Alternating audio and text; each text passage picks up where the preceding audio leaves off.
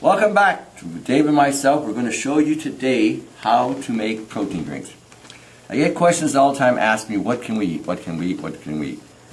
And because I'm telling everybody not to eat grains. Leave all the grains alone. Leave all the breads and cereals alone. Everyone tells you to eat this stuff. We get it on this grain pyramid, and it's causing problems for a lot of you with your digestive system, with your skin, with your bones, with your aches, with asthma, with all kinds of stuff.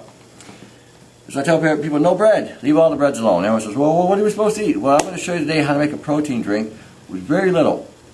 We're going to go with the salt of the earth to the high tech. All right, so what we're going to do is we're going to boil some water. Okay, get some water boiling. We're going to add gelatin. Now what we're going to add is about 28 to 30 grams of gelatin. That's protein, okay? So get about like that much. That would be a tablespoon, well, maybe a little bit more. There you go, throw it in there, boop, there's your gelatin. Let it bubble. Boil, all that stuff. Add a little salt to it. Not much, as much as you like. Again, throw it in there. Now, as you can see, this is not an exact science. I keep telling everybody we're not building nuclear bombs here. We're making food. Okay, I'm adding a little garlic to it. Okay, to the water. Okay, now what I'm going to also do here, in the blender is going to be the key thing here. We're going to take a couple eggs. So we got about 30 grams of protein in that. Eggs, each egg has 6 grams of protein. Okay, so what we're going to do is we're going to take the egg, boom, one. Save your shells. Better cut this down a bit. Okay, save your shells. We did something on shells before, didn't we? Right, yeah. Shells and vinegar? Yeah, to make your calcium out of it, and also we can use it to alkalize your soil. If you're growing a garden, you can always use the eggshell for your phosphorus as far as alkalizing. Okay, so we save the shells. Well, nothing goes to waste, okay? So, I'm going to season it now with a little bit of onion powder. Just throw it in there. I like it strong. Throw some more garlic in there. What about the idea, I've heard before that after you crack an egg or whatever, you should wash your hands because of what could be on the egg itself? I should be dead a long time ago. I guess that's a simple answer. I should have been dead a long time ago. Oh man, you're Walking Dead. Yeah, like salmonella or whatever. Yeah. Again, okay, there might be some truth to that if you're... Okay, I get my eggs from a farm. I don't buy them from the grocery store. I rarely buy them from a grocery store. I mean, I'm fortunate enough, like I said, I live in Windsor, and I get them from a farm. Now, again, anything coming out of a grocery store, honestly, I probably would sanitize it anyway before I would even use it. Chances are of something like that happening, I mean, it's a possibility. It's always a possibility. So if you feel the need to wash your hands, wash your hands. But I mean, as you can see, I'm still playing with it. I'm still doing what I'm doing, and I'm going to proceed now to make this and consume it. All right, the eggs are in there, the spices are in there. Now, okay, this is dissolved. So what I do is I'll take this, pop this doohickey out. First I'll get it started.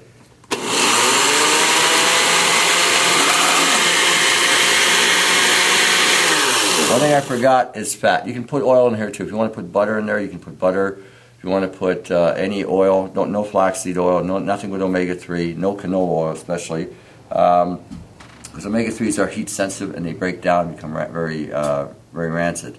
So if you want to put almond oil in there, you want to put sunflower oil, olive oil, sesame seed oil, pumpkin seed oil, macadamia nut oil, and you've got a variety. If you want to put cream in there, put it in there, okay, to enhance it.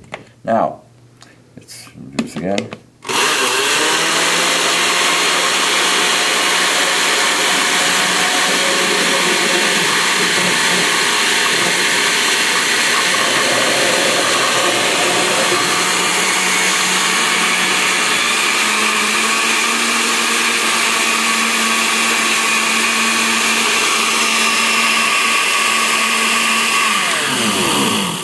You've just made a protein shake, protein meal, okay? This is a meal you can consume, okay? It can help you with weight loss, I shouldn't say weight loss, body mass reduction. There's a difference between weight loss and body mass reduction. Somebody asked me on one of the YouTube comments, what's the difference? The difference is this: you have a 175-pound person like this and a 175-pound person like this. It's the mass index that's the problem. Okay, most of you who are trying to quote-unquote lose weight, it's not the weight you're trying to lose, it's the body mass. You've acquired a lot of mass, your legs are thicker, your butt's thicker, or so forth, everything's thicker. All right, now, question I always get asked, is it safe? Oh, this is good. Good and safe. I'm going to let Dave in on this one. He'll like this. This could be used as a breakfast. This could be used as a lunch. This could be used as a meal. This could be used as an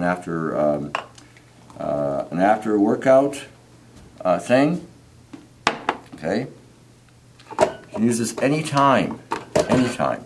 Right? Now, is this safe? Well, cheers, honey. Salute.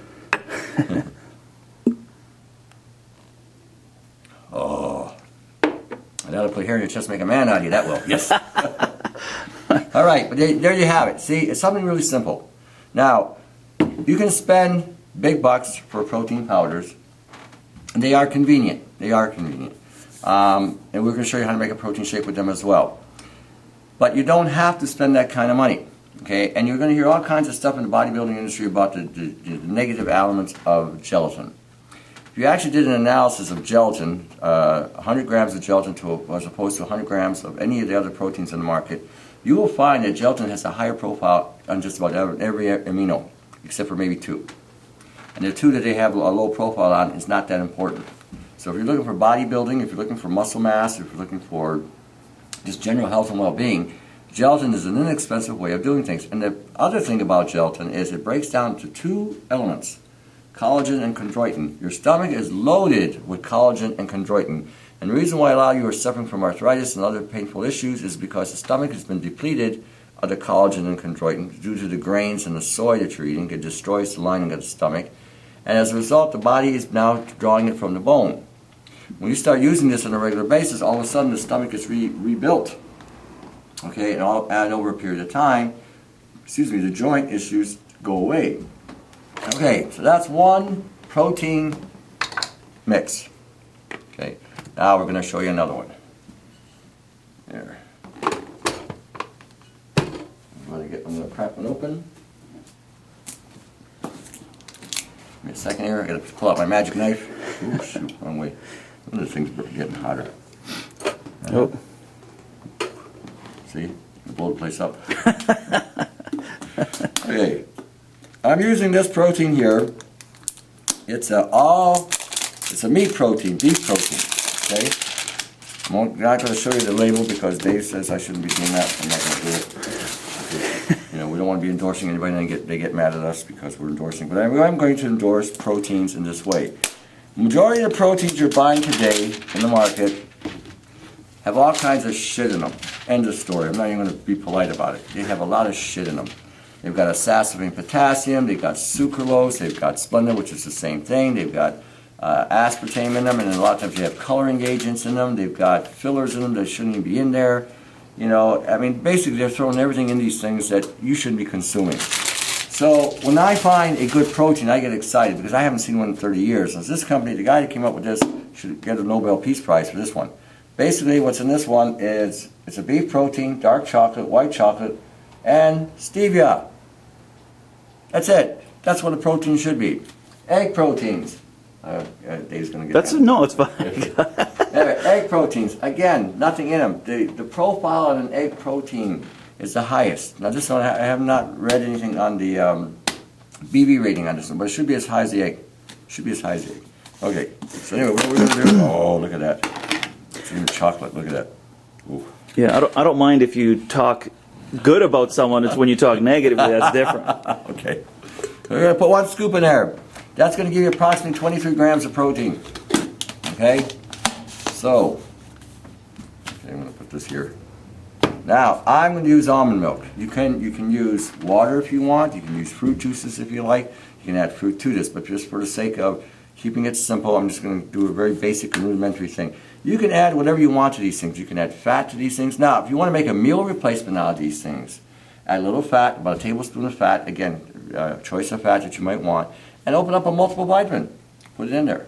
What happens, that's what, when you buy these meal replacements, you know, they got this much protein, this many multivitamins, and some fat. That's all they are.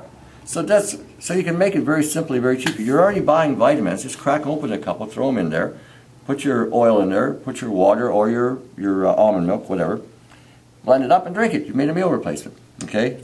So for those of you, again, who are trying to reduce, body mass. What was that word again? Yeah, body mass. I'm trying to get everybody to start thinking in proper terms, because what happens is you get into the market, you watch some of these guys, some of these what I call white coats on TV, and they're trying to sell you some of the most expensive vitamins and supplements on the market. And these guys, now I'm going to point out something here. I'm going to probably in future shows wear a white coat and a stethoscope, because people will listen to that. I can be the dumbest person on the market, but yet, if I have a white coat and a stethoscope, you guys are paying attention. But someone tells you the truth, and you're like, well, he said this, but he doesn't know. Doctors don't have enough education in this stuff to know anything. If they've got 6 months, that's all they've got. Someone's saying they only get 6 hours of nutrition. So you can't expect some white coat on TV to tell you if something's good or bad. And even if they bring a slew of people in there saying, yeah, we got studies and blah, blah, blah, don't fall for that. That's one of the best marketing games going. I've been in this industry for a long time. And I can tell you how the game is played. They will sell you poop if they can sell it to you. All right, so we're going to pour in now our almond milk. Holy, that person's ringing, eh? Yeah. Sorry, Okay. that's right. You say we make a mess here. All right. probably one of those marketing companies anyways. Yeah, that's right. So what we're going to do then is just ignore them. All right. Yeah, they have hung up. All right. All right, so for just simplicity, again, you want to throw a raw egg in there, you can throw a raw egg in there. If you want to throw, again, multiple vitamin, if you want to throw in a herbal supplement, if you want to throw in some ginseng or bee pollen or whatever you want to throw in there, throw it, pour a little oil in there. Now, when you add fat to these things, what winds up happening is the fat slows down the uptake of the protein. All right. And what I didn't do is get more glasses.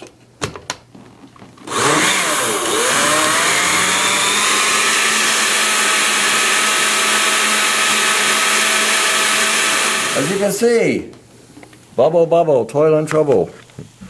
You just made a protein shake. Now, by the time we walk out of here, we're going to be all proteined out. Here's Dave, that's for you. All We're right. going to have so much protein, we're going to have muscles and, Oh, yeah. and extensions and big and who knows. Women won't stop looking. That's right, women won't stop looking. I say, what the heck? Freaking nature.